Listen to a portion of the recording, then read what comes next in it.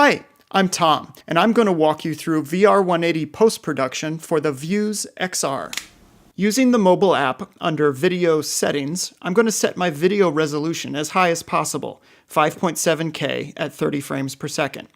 Under Camera Settings, I have the option to choose Near Stitch or Far Stitch, depending on what I'm shooting. When I'm done shooting, I'll copy the footage to my computer, open Vuze VR Studio, and open my shot.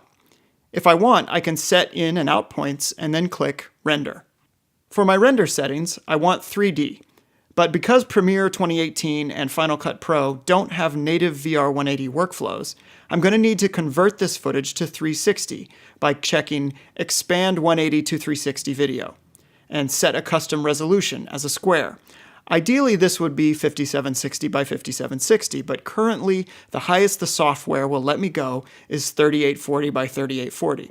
I can choose H.264 or, for a higher quality but larger file size, ProRes. I'm going to leave the bitrate at Auto Optimal. Once I've set my destination and file name, I'll render.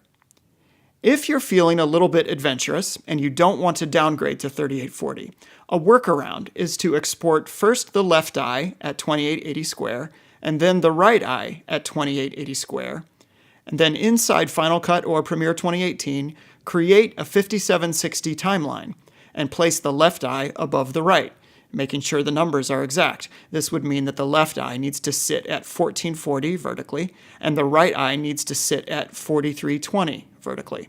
If you do these steps, you will still be working at the highest resolution that this camera offers.